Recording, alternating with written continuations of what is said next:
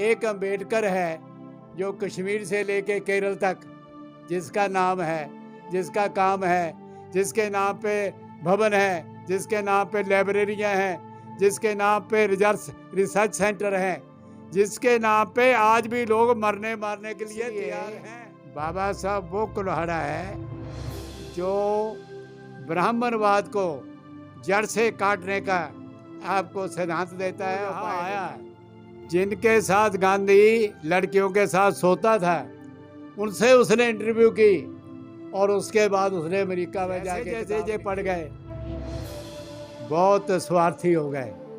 खास तौर पर जो ऑफिसर हैं उनकी एक क्लास बन गई, ऑफिसर से शादी करता है। मेरी पत्नी, मेरे 2 बच्चे भी जेल में थे। मेरे साथ यहाँ जलंधर में सैकड़ों लोग जेल में।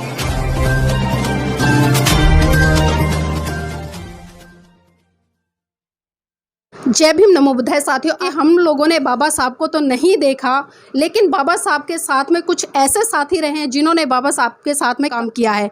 तो आज हम जानना चाहेंगे, मेरे साथ में LR बाली जी हैं, उन्हीं से रूबरू कराऊंगी कि किस तरह से, क्योंकि उन्होंने अपने जीते जी बाबा साहब को देखा है, उनकी गतिविधियों को देखा है, उनके आंदोलनों को देखा है और उनके जो क्रांतिकारी भाषण है वो उन्होंने सुने हैं।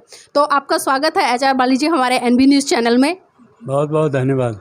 सर, मैं आपसे जानना चाहूँगी, क्योंकि देखिए आपने बाबा साहब के साथ में काम किया है, तो कुछ ऐसे अनुभव दर्शकों के साथ में साझा करें जिससे पता चले कि बाबा साहब का व्यक्तित्व कैसा था, वो दिखने में कैसे लगते थे, उनका जो रोब था वो लोगों में कैसा था। बाबा साहब अम्बेडकर बहुत उनकी पर्सनैलिटी बहुत ज़बरदस्त पर्सनैलिटी थी। उनका बोल बड़ा भारी था। जब पार्लियामेंट में बोलते थे सन्नाटा छा जाता था। मैंने पार्लियामेंट के जो गैलरी है, विजिटिंग गैलरी, वहाँ भी जाके सुना है, उनको भाषण भी सुने हैं। तो मुझे उनकी लाइब्रेरी में साफ़ सफाई करने का काम मैंने किया है। मैं सेंट्रल गवर्नमेंट में आई वॉज परमानेंट एम्प्लॉई। मैं सेंट्रल गवर्नमेंट में था 1948 से लेकर 1954 तक मैं दिल्ली में रहा और लगभग हर रोज़ शाम को बाबा साहब के यहाँ जाना, कभी उनको देखना, कभी मिलना, कभी नहीं मिलना। यानी वो डिस्टर्बेंस नहीं चाहते थे, यानी गॉसिप, गपबाजी उसको पसंद नहीं करते थे। बहुत सीरियस गंभीर बातचीत करते थे। और जब वो लॉ मिनिस्टर थे तो 1 नंबर हार्डिंग एवेन्यू में रहते थे। 1 नंबर हार्डिंग एवेन्यू जो सुप्रीम कोर्ट के रास्ते में है। तो शाम को वो इतवार के दिन या और भी किसी दिन एक चेयर में उनको बैठते थे आके। तो हम जो लोग थे, मैं तो सबसे कम उम्र का था, मेरे से आगे जो हैं सोनलाल शास्त्री, YC शंकरानंद, विमल चंद्र, ये वो तमाम नाम हैं, मुंशी राम भारद्वाज, ये तमाम नाम हैं जो आगे बैठते थे, हम लोग पीछे बैठते थे। तो बाबा साहब का मूड पे मुनसर था कि वो दिन की जो उनके साथ बीता है वो बातें बताते थे। जी, आपने बाबा साहब को एक प्रेरणा मानते हुए यहाँ पर जलंधर जो रोड है उस पर अंबेडकर भवन की स्थापना भी की है और वहाँ पर एक बहुत ही सुंदर और आकर्षक लाइब्रेरी भी बनाई है, जिसका अभी हम भ्रमण करके आए हैं। और वहाँ पर कुछ ऐतिहासिक चित्र भी लगे हुए थे बाबा साहब के चित्रों के साथ में। तो वहाँ पर मैंने एक महिला का चित्र देखा जिसमें कि उनका नाम था लेट मिसेस अजीत कौर बाली जी। तो उनके बारे में जानना चाहूँगी कि उन्होंने किस तरह से संघर्ष किया उस समय बाबा साहब के साथ में। ऐसा है, उन्होंने नहीं किया। ये है, देखो वो फोटो जी, वो सामने है, ये मेरी पत्नी है। मैं रिपब्लिकन पार्टी ऑफ इंडिया का 6 साल नेशनल सेक्रेटरी रहा हूँ।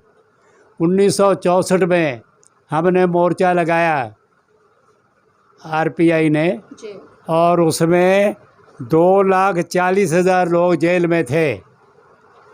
10 लाख ने ऑफ़र किया और हमारी मांगे थी 14 मांगे, जिनमें एक थी बैंक नेशनलाइज की जाए, बाबा साहब का प्रतिमा लगे और झुग्गी झोपड़ी वालों को मकान मिले, वगैरह वगैरह।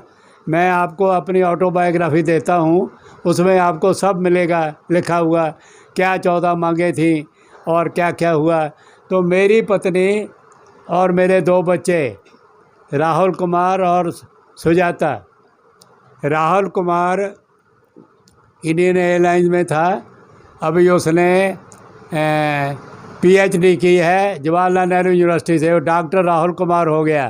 जी तो वो और मेरी बेटी सुजाता, ये तीनों गिरफ्तार किए गए। मजिस्ट्रेट के सामने इनको पेश किया तो मजिस्ट्रेट कहने लगा जे तुम जाओ, जाना जेल, इन बच्चों को क्यों ले जाते हो? तो उसने कहा मैं आपके घर छोड़ आती हूँ। तो मेरे दोनों बच्चे, मेरी पत्नी और लोगों के साथ 70 दिन जेल में रहे। जी और जब हमारा मोर्चा कामयाब हुआ, हमने पार्लियामेंट के बाहर प्रदर्शन किया और एन शिवराज हमारे मद्रास के लीडर थे, दादा साहब गायकवाड़ हमारे लीडर थे, और मैं एक्शन कमेटी का वाइस चेयरमैन था ऑल इंडिया। तो इसलिए मेरी पत्नी, मेरे 2 बच्चे भी जेल में थे। मेरे साथ यहाँ जलंधर में सैकड़ों लोग जेल में थे। तो जब हमने मोर्चा जीता उसके बाद बाहर आए। जी बाली जी, हमने सुना है कि सन 1951 में बाबा साहब जलंधर की धरा पर आए थे और आपके माध्यम से यहाँ पर बाबा साहब ने बहुत बड़े मंच पर भाषण भी दिया था। तो वो अनुभव कैसा रहा आप लोगों के लिए? ऐसा है, हमारे एक हैं सेठ किशनदास। सेठ किशनदास जब 1942 में बाबा साहब ने नागपुर में मीटिंग की शेड्यूल्ड कास्ट फेडरेशन बनाने की, वो बूटा मंडी जलंधर के थे सेठ किशनदास। बहुत बड़े व्यापारी थे, बहुत बड़े व्यापारी, और बाबा साहब के बहुत श्रद्धालु थे। तो 1952 में जो पहले पार्लियामेंट के इलेक्शन हुए लोकसभा के, उसके लिए बाबा साहब सब जगह दौरा कर रहे थे। तो बाबा साहब को सेठ किशनदास ने निवेदन किया कि आप जलंधर में आओ, हम आपका इंतज़ाम करेंगे। जलंधर, लुधियाना, पटियाला, 3 जगह बाबा साहब ने भाषण दिए, और उन भाषणों को मैंने 10 सपोक अम्बेडकर 1963 में मैंने 4 वॉल्यूम निकाली, 10 सपोक अम्बेडकर अंग्रेजी में। आपको शायद पता होना चाहिए, मैं 150-200 किताब का लेखक हूँ। अंग्रेजी में, हिंदी में, पंजाबी में, उर्दू पर्शियन पढ़ा हूँ। तो बाबा साहब भी उर्दू पर्शियन पढ़े थे। कभी कभी एक आध मीटिंग में ऐसा भी हुआ कि बाबा साहब ने पूछा, अच्छा इस फारसी शेर का अर्थ बताओ। तो मेरे साथ जो साथी थे वो बताने लगे, तो थोड़ा गलत सा बताया, तो बाबा साहब कहने लगे नहीं ये नहीं है। वो था, ऐसा शेर था, ता मर्द सुख नुगफ्ता बाशद, फारसी का है ये, ता मर्द सुखन नुखफ्ता बाशद है वो हुनज नुहफ्ता बाशद। जब तक इंसान बोलता नहीं, उसका अर्थ ये है फारसी का, जब तक इंसान बोलता नहीं उसके गुण और अवगुण छुपे रहते हैं। जी बिल्कुल सही कहा। इसलिए बाबा साहब अपने समाज को शिक्षा रूपी वो एक अमृत देकर गए कि शिक्षा शेरनी का वो दूध है जो जिसको जितना पिएगा उतना दहाड़ेगा। और बाबा साहब का जो पहला ही नारा था कि शिक्षित बनो और संगठित बनो और संघर्ष करो। लेकिन आज कहीं ना कहीं हम बाली जी देखते हैं कि आज हमारे लोग खुद शिक्षित हो जाते हैं, खुद संगठित हो जाते हैं और खुद संघर्ष करते हैं, लेकिन वो दूसरों को ना तो पढ़ाने का काम करते हैं और ना ही दूसरों को संघर्ष में लाने का काम करते हैं और ना ही दूसरों को संगठित करने का काम करते हैं। तो किस तरह से देखते हैं इन चीज़ों को? देखो ऐसा है, मैं अभी 90 क्रॉस किया हूँ। हमने RPI से बहुत एजिटेशनें लड़ी हैं, और जो पहला ज़माना था, कम पढ़े लिखे लोग, अनपढ़ लोग, उनको हम समझाते थे कि बाबा साहब ने ये कहा है ये करना है, वो करते थे। जैसे जैसे ये पढ़ गए बहुत स्वार्थी हो गए। ख़ास तौर पर जो ऑफिसर हैं उनकी एक क्लास बन गई, ऑफिसर से शादी करता है। उन्होंने समाज की तरफ पीछे मुड़ के नहीं देखा। जो हमने कुर्बानी की, जो हमने जेलें काटी, मेरे ऊपर कितने मुकदमे बने, आपको मेरी ऑटोबायोग्राफी से पता चलेगा कितने मुकदमे मेरे पे बने। कहाँ जम्मू है, कहाँ कुल्लू है, और मेरी किताबें बैन की। हिंदुज़म धर्म जा कलंक, गांधी, रंगीला गांधी राजस्थान में बैन हो गई। बाली जी, कुछ इन पुस्तकों के बारे में बताइए कि ऐसा इन पुस्तकों में क्या था जिससे कि इन पुस्तकों को बैन करना पड़ा। देखो ऐसा है, बाबा साहब ने कुछ किताबें मुझे अपने हाथ से दी। जी उनमें एक किताब है पाकिस्तान और पार्टीशन ऑफ इंडिया, ये अभी वॉल्यूम 8 है। जी जी उसमें बाबा साहब लिखते हैं फोर्थ कमिंग वर्क्स, मेरे आने वाले रचनाएं क्या होंगी। मैं अभी आपको दिखा भी सकता हूँ, उनके हाथ की दी हुई। जी तो उसमें बाबा साहब लिखते हैं कि मेरी एक किताब आएगी, उसका नाम होगा हिंदुज़म रिलीजन और इनफेमी। हिंदुज़म रिलीजन और इनफेमी। अब मैंने बहुत डिक्शनरियाँ देखी, इनफेमी का क्या अर्थ हो सकता है। तो एक डिक्शनरी में मुझे कलंक मिल गया। तो मैंने जो बाबा साहब किताब लिखना चाहते थे नहीं लिख सके, मैंने वो लिखी। और जो बाबा साहब ने हुबर द शूद्राज में प्रीफेस में दिया, वो प्रीफेस मैंने हिंदी में करके इसमें लिखा, इसमें दिया। तो बहुत ख़तरनाक किताब साबित हुई।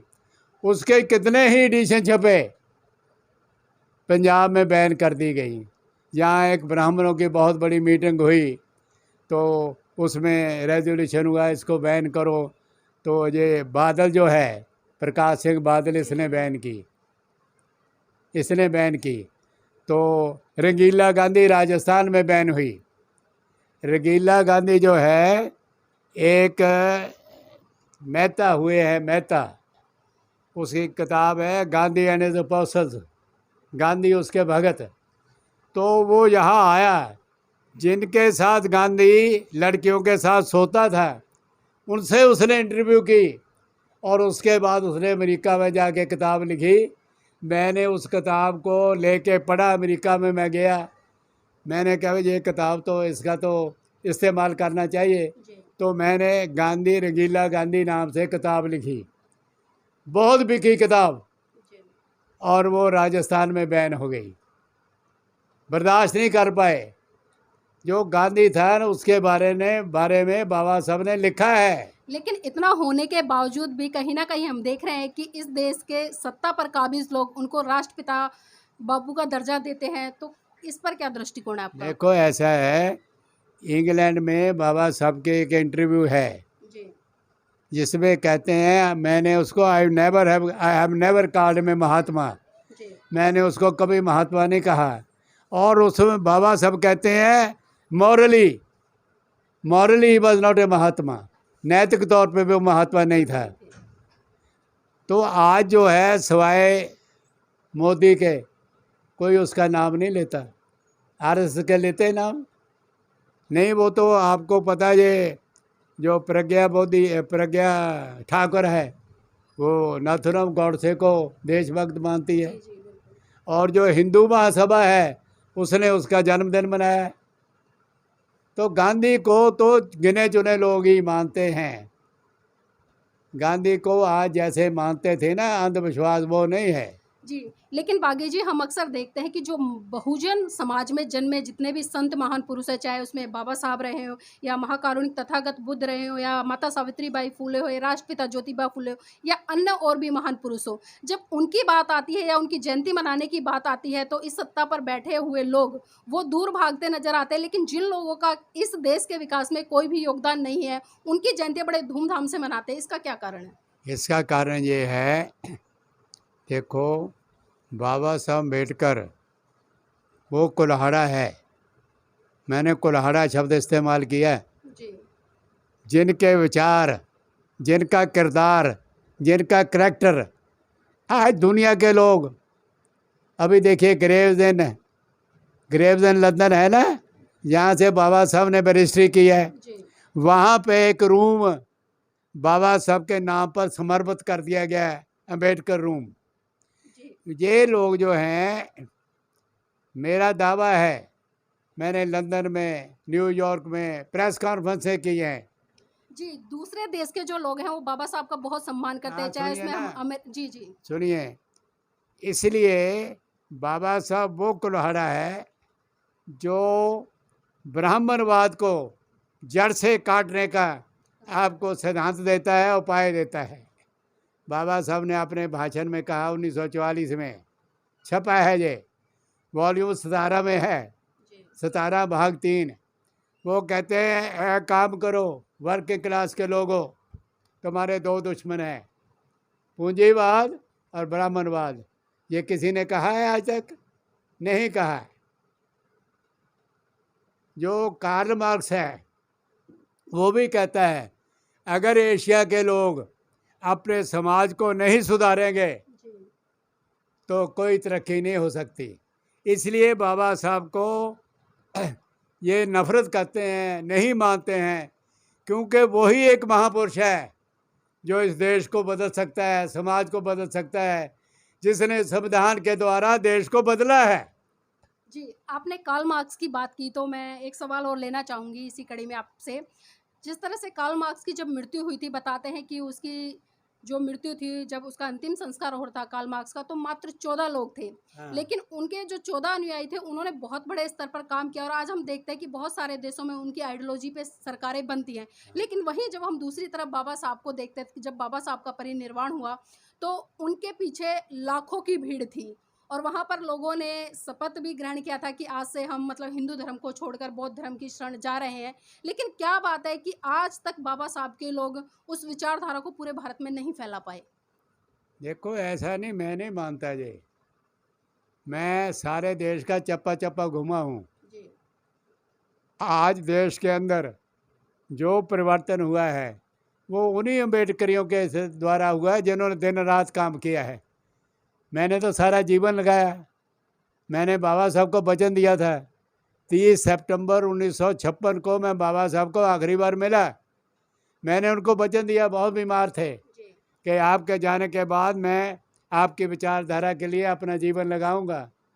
और मुझे खुशी है कि मैंने जो बाबा साहब अम्बेडकर को वचन दिया है, मैंने उसको पालन किया है। अब आपको उदाहरण एक देता हूँ। हमारा शहर में दफ्तर था भीम पत्रिका का। ज्ञानी जैल सिंह जो बाद में राष्ट्रपति बने, अचानक मेरे दफ्तर आ गए। छोटा सा दफ्तर था। मैंने कहा ज्ञानी जैल सिंह मेरे पास कैसे आ गए? जी, मैंने, बहुत बड़ा आदमी। तो एक सामने मेरे दोस्त का एक बड़ा कारखाना था, तो मैं उनको वहाँ ले गया। वहाँ चाय वानी वगैरह ज़रा दिया उसको। मैंने पूछा ज्ञानी जी कैसे आए? तो मुझे कहने लगे आपने और कितनी खाक छाननी है।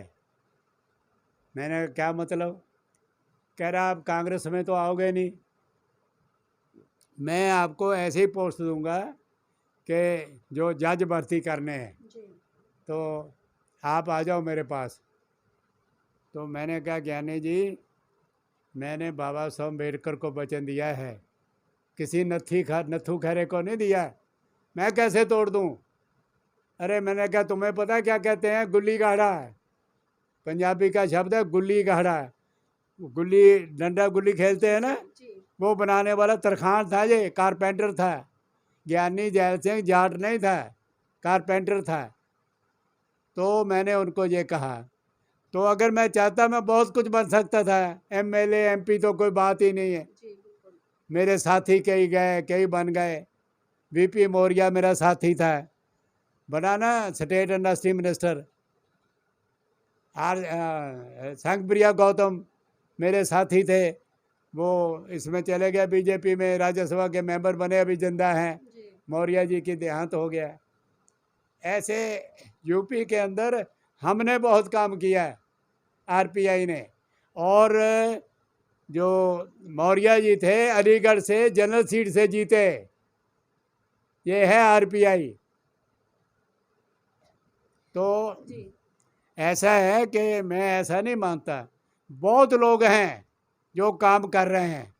एक अम्बेडकर है जो कश्मीर से लेके केरल तक, जिसका नाम है, जिसका काम है, जिसके नाम पे भवन है, जिसके नाम पे लाइब्रेरियां हैं, जिसके नाम पे रिसर्च सेंटर हैं, जिसके नाम पे आज भी लोग मरने मारने के लिए तैयार हैं। जी बिल्कुल।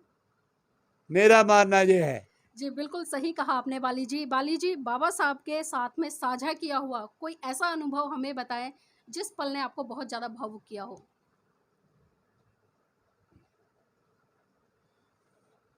जब बाबा साहब 1952 का इलेक्शन हार गए, शाम का वक्त था, ये 26 अलीपुर रोड की बात है। बाबा साहब अखबार ऐसे शाम को पढ़ रहे थे, अखबार खुली पढ़ते थे, एडिटोरियल पे ध्यान देते थे, बाकी जो एक नज़र मारते थे। इलेक्शन हार गए। अब मैं और नागचंद रत्तू थे हम। मैंने कहा रत्तू भाई कैसे कन्वे की जाए बात।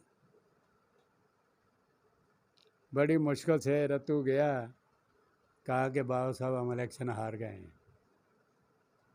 तो बाबा साहब ने कहा every Indian is born with A prejudice, ये उनके शब्द थे। हर भारतीय एक ईर्ष्या के साथ, द्वैत के साथ, नफरत के साथ पैदा होता है। वो बात आज तक भी सही है। जो आपने सवाल किया था ना कि अम्बेडकर को नहीं मानते, नफरत करते हैं, अम्बेडकर से नफरत करते हैं, और आज भी दलितों से नफरत करते हैं। वोट के लिए चाहे कुछ कहें, गिनती के लिए कुछ कहें, लेकिन अंदर से नफरत करते हैं। जी बाली जी, अभी आपके जलंधर का एक ज्वलंत मुद्दा है कुछ ही दिन पहले का। आम आदमी पार्टी के नेता हैं हाँ। अनमोल गगनमान। हाँ। उन्होंने संविधान पर टिप्पणी करते हुए कहा है कि जो भारत का संविधान है, जो अम्बेडकर ने लिखा है, वो बहुत ही गलत है। और भी इस तरह की कई स्टेटमेंट दिए हैं। तो इस तरह की जो महिलाएं स्टेटमेंट देती हैं, उनके बारे में क्या कहना चाहेंगे? पागल है वो। देखो ऐसा है, जो बाबा साहब ने संविधान बनाया, जी मेरी आंखों के सामने बना।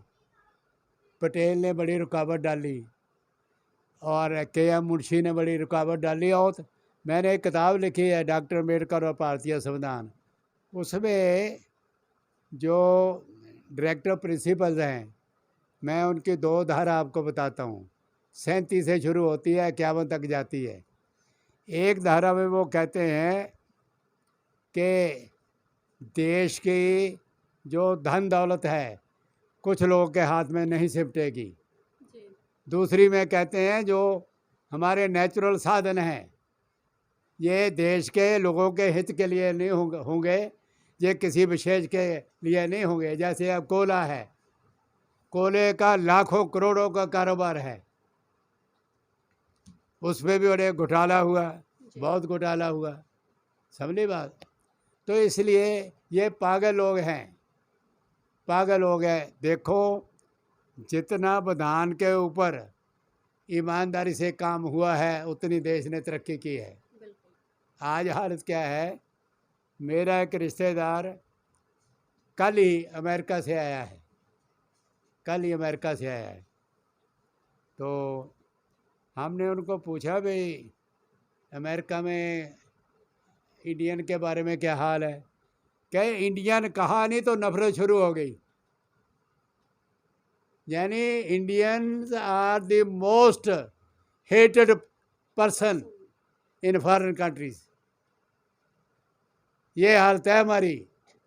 यहाँ आप जितना चाहो डींगे हाँकते रहो।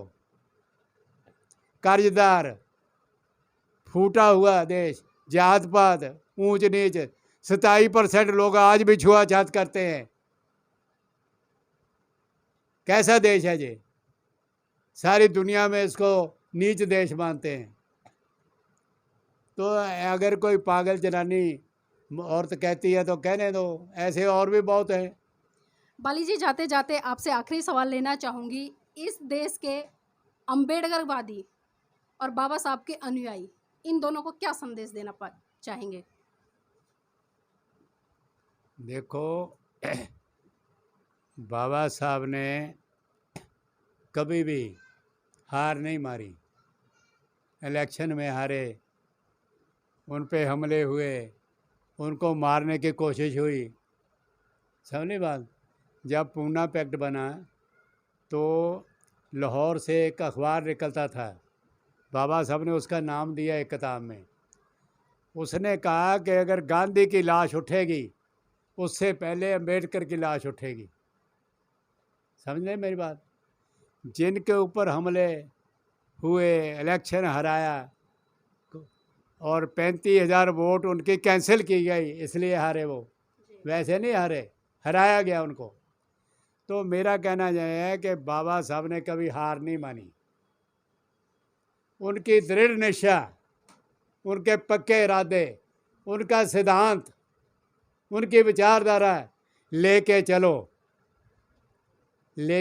एक दिन आएगा जो प्रगतिशील लोग हैं वो आपके साथ आएंगे, कम्युनिस्ट आएंगे, सोशलिस्ट आएंगे, और भी बहुत लोग जो अच्छी विचारधारा के हैं, जो तर्कशील हैं, वो सब लोग आपके साथ आएंगे, क्योंकि अम्बेडकर ही एक ऐसा महापुरुष है जो तर्कशील है।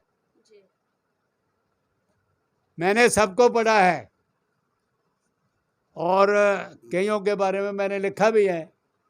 तो इसलिए अम्बेडकर की विचारधारा जो है वो स्थायी है, सदा रहने वाली है, वो वक्ती नहीं है। हर मसले पे, हर समस्या पे, आप कोई समस्या बताओ, मैं बताता हूँ कि बाबा साहब ने इसका ये समाधान बताया है। मैंने लंदन में कहा, मैंने न्यूयॉर्क में कहा, सारे देश में कहा। यानी बाबा साहब ही एक ऐसे महापुरुष हैं जो देश को आगे ले जा सकते हैं जी। और जितना देश उनके अनुसार चला है आगे बढ़ा है जी। बाकी कुएं में गिरना चाहें तो बाबा साहब क्या कर सकते हैं, गिरते हैं तो गिरने दो। जिस औरत का आपने हवाला दिया वो भी गिर जाए। बाली जी, जो बाबा साहब की पत्नी थी, एक तो थी माता रमाबाई, जिनका संघर्ष समर्पण बाबा साहब के साथ बराबर रहा, और जब माता रमाबाई का देहांत हो गया तो उसके बाद बाबा साहब को कई बीमारियों ने जकड़ लिया, और उसके बाद जब बाबा साहब का दूसरा विवाह हुआ तो उनकी जो दूसरी जीवन साथी थी उसके बारे में बहुत कम लोग जानते हैं, लेकिन आपने अपनी आंखों से देखा है। तो उनका किस तरह का व्यवहार था बाबा साहब के प्रति? देखो ऐसा है, उनके बारे में ज्ञानीचंद रत्तू ने और सोहनलाल शास्त्री ने बहुत लिख दिया है जी। मैं सिर्फ आपको एक सेंटेंस बताता हूँ, मैं रिकॉर्ड के बगैर बात नहीं करता। संतराम बीए जो भाषण बाबा साहब ने लाहौर में देना था, annihilation of caste, annihilation of caste किताब देखी सुनी है? जी जी। वॉल्यूम 1 में है। उसके जो कॉन्फ्रेंस करने वाले थे, आयोजन करने वाले थे, उनका नाम था संतराम बीए। वो पंजाबी थे। वो जब बाबा साहब का ये दूसरी शादी हुई तो चूड़ियाँ लेके गए। संतराम बीए बाबा साहब के मित्र थे, एक दूसरे के साथ बहुत पत्र व्यवहार था, तो चूड़ियाँ लेके गए। तो बाबा साहब के सामने सविता अम्बेडकर को चूड़ियाँ दी, तो बाबा साहब को हालचाल पूछा तो संतराम बाबा साहब कहने लगे, only the wearer knows where the shoe pinches. समझ गए? Only the wearer knows where the shoe pinches. जिसने जूता पहना है उसको ही पता है कहाँ से काटता है। ये उसने अपनी ऑटोबायोग्राफी में लिखा है, उसका नाम है मेरे जीवन के अनुभव। भाई इससे ज़्यादा मैं नहीं कुछ कहना चाहता। तो बहुत बहुत धन्यवाद बाली जी। तो ये थे हमारे साथ में बाली जी, जिन्होंने बहुत अच्छे तरीके से हमें बाबा साहब के साथ में अपना अनुभव साझा किया, और इन्होंने अपने जीवन काल में, जैसा कि अभी आपने सुना होगा इनके ही मुख से, कि इन्होंने 200 किताबें लिखी हैं, जिसमें कि हिंदी में भी हैं, उर्दू में भी हैं, और पंजाबी में भी हैं, और इंग्लिश में भी हैं। तो वास्तव में बाली जी ने बहुत सराहनीय काम किया है, क्योंकि इतिहास साथियों हमें पढ़ने को बहुत कम मिलता है और उसको लिखने वाले भी आजकल बहुत कम लोग हैं। तो बाली जी वास्तव में साधुवाद के पात्र हैं, और हम इनको मंगल कामनाएं देते हैं कि जब तक इनका जीवन है इसी तरह से समाज को एक अच्छी दिशा और एक अच्छा प्रयास करते रहें, और उसको एक अच्छे साहित्य से रूबरू कराते रहें। जय भीम, नमो बुद्धाय। मैं भी आपका बहुत बहुत धन्यवाद करता हूँ कि आप लोग आए और इतना कष्ट सहा है आपने, तो मैं आपका फिर बहुत शुक्रिया अदा करता हूँ। जी, थैंक यू। अपना चैनल, आपका चैनल, समाज का चैनल, देश का चैनल NV News 24/7 को आप लाइक करें, सब्सक्राइब करें, और ज्यादा से ज्यादा इसकी वीडियो को शेयर करें, ताकि हर खबर को मैं आप तक आसानी से पहुंचा